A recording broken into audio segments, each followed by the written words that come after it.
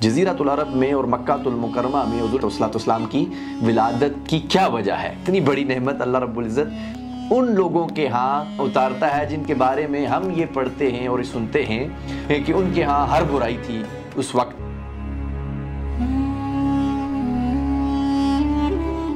بسم اللہ الرحمن الرحیم، اللہم صلی علی سیدنا مولانا محمد وعلی آلہ وصحبہ بارک وسلم۔ سامعین محترم، اگر ہم غور کریں تو ہم یہ سمجھتے ہیں کہ اللہ رب العزت کا فضل، اس کی نعمت، اس کا کرم ان لوگوں پر یا ان بستیوں پر ہوتا ہے جن کے من کے برتن صاف ستھرے اور اجلے ہوتے ہیں۔ اور یہ بات ہمیں ایک حدیث پاک بخاری شریف کی بھی ہے، اس سے سمجھ آتی ہے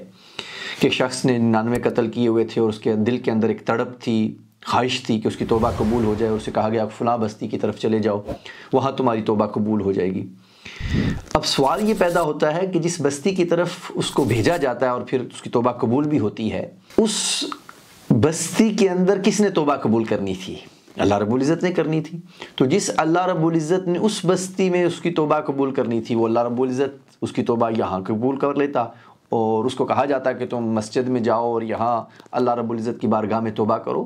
لیکن نہیں، اسے کہا گیا کہ فلاں بستی میں چلے جاؤ، کیونکہ جہاں اللہ کے صالح اور نیک بندے رہتے ہیں وہاں اللہ کا فضل اور اس کی نعمت اور اس کا کرم اترتا ہے۔ اس ماحول میں جا کر اللہ رب العزت کی بارگاہ میں رجوع کرو، توبہ کرو۔ اور اسی طرح سائنس یہ کہتی ہے کہ جس علاقے میں درخت زیادہ ہوتے ہیں وہاں بارش زیادہ ہوتی ہے، اور جہاں درخت کم ہوتے ہیں یا نہیں ہوتے وہاں بارش کم ہوتی ہے۔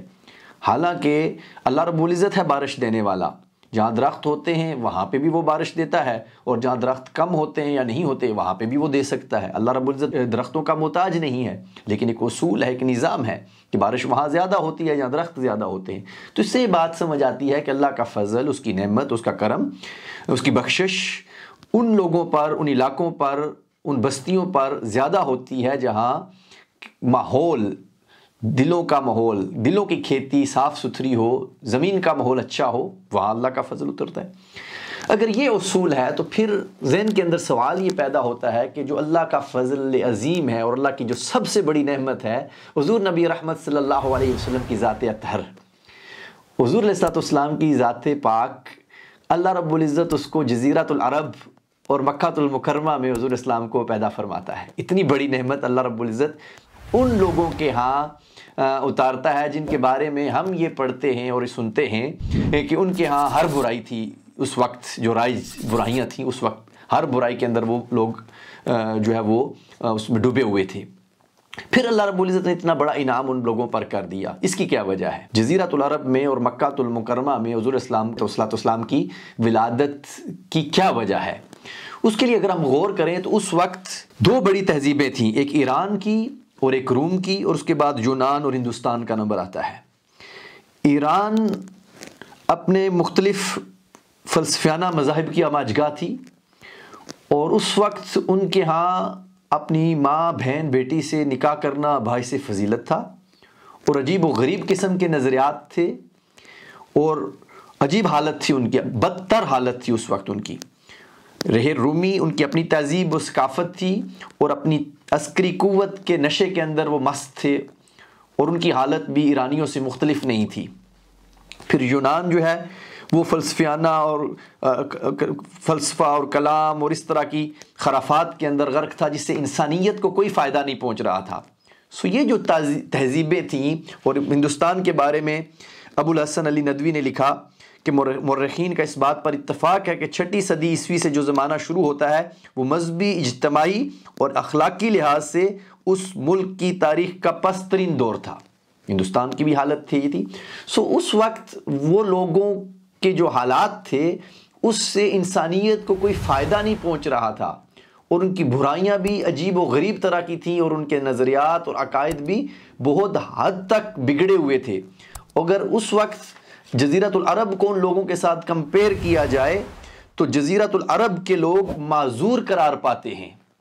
اگرچہ ان کے ہاں بھی برائیاں تھیں، وہ بھی اپنی بچیوں کو کچھ قبائل زندہ درگور کر دیتے تھے، لیکن جو بچیوں کو زندہ درگور کرتے تھے ان کے پیچھے بھی ان کی غیرت کا اور عزت اور ذلت کا فلسفہ پوشیدہ تھا۔ ان کے اندر کچھ ایسے اوصاف تھے، کچھ ایسے کمالات تھے، کچھ ایسی خوبیاں تھیں جو فطرتی تھیں۔ ان کی صاف فطرت اور پاکیزہ فطرت صاف جھلکتی نظر آتی تھی۔ وعدے کی پاسداری تھی، ہمدردی اور رحم اور کرم کی خوبیاں تھیں، خودداری تھی، جرت تھی، بہادری تھی اور سخاوت تھی سب سے بڑھ کر۔ اور اس معاشرے کے اندر رہنے والے لوگوں میں جناب سیدہ خدیجہ بھی تھیں،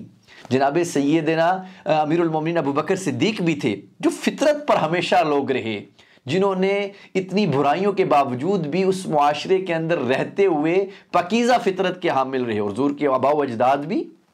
سارے ہمیشہ فطرت پر قائم رہے۔ جناب سیدنا عبد المطلب کو دیکھ لیں، باقی حضور اسلام کے خاندان کے سارے لوگوں کو دیکھ لیں، تو اس ماحول کے اندر یہ پاکیزہ فطرت کے لوگ موجود تھے، اور اس کے ساتھ باقی جو لوگ تھے ان کی خوبیاں اور اوصاف ایسے تھے جس سے انسانیت کو فائدہ پہنچتا تھا۔ وہ لوگ جو حج پہ آتے تھے ان کی خدمت کرنے کو باعث سعادت اور فخر محسوس کرتے تھے، حاجیوں کو پانی پلاتے، ان کو کھانا کھلاتے، اپنا جان مال سب کچھ قربان کرنے کے لیے تیار ہو جاتے۔ یہ سخاوت اور یہ خوبیاں تھیں ان کے لیے اندر، جس کی وجہ سے اللہ رب العزت نے اپنا محبوب اور اپنی سب سے بڑی نعمت عظیم ان کو عطا کر دی۔ سو اس حضور علیہ الصلوۃ والسلام کے جزیرۃ العرب کے اندر پیدا ہونے کے واقعے سے ہمیں یہ سمجھ آتی ہے کہ اگر اللہ رب العزت کا فضل چاہیے، اس کی نعمت چاہیے، اس کا کرم چاہیے، تو انسان کے اندر اپنے اعلیٰ اوصاف پیدا کرنے ہوں گے، اپنی فطرت کو پاکیزہ، صاف ستھرا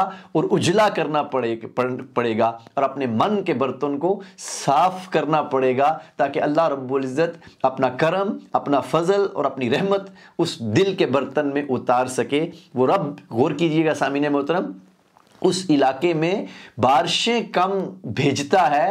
جس علاقے میں درخت کم ہوتے ہیں یا نہیں ہوتے، حالانکہ وہ درختوں کا محتاج نہیں ہے، تو رحمت بارش کی شکل میں وہاں کم اترتی ہے جہاں درخت کم ہوتے ہیں، جہاں زمین کا ماحول اس کے رہنے والوں نے بنایا نہیں ہوتا۔ اور اگر ہم اللہ رب العزت کا فضل، اس کی رحمت، اس کا کرم چاہتے ہیں، اور حضور علیہ الصلوۃ والسلام کو اپنے سینے اور اپنے قلب میں دیکھنا چاہتے ہیں، تو ہمیں اپنے من کا برتن صاف کرنا پڑے گا، اس کے اندر ایسی اوصاف اور کمالات اور خوبیاں پیدا کرنی پڑیں گی جو اللہ رب العزت کو پسند ہیں، اور وہ رنگ ہو جو اللہ رب العزت کا رنگ ہے۔ اور اللہ رب العزت کا رنگ کیا ہے کہ اللہ رب العزت جھوٹ نہیں بولتا، اللہ رب العزت وعدہ خلافی نہیں کرتا، اللہ رب العزت کسی کے اوپر ظلم نہیں کرتا۔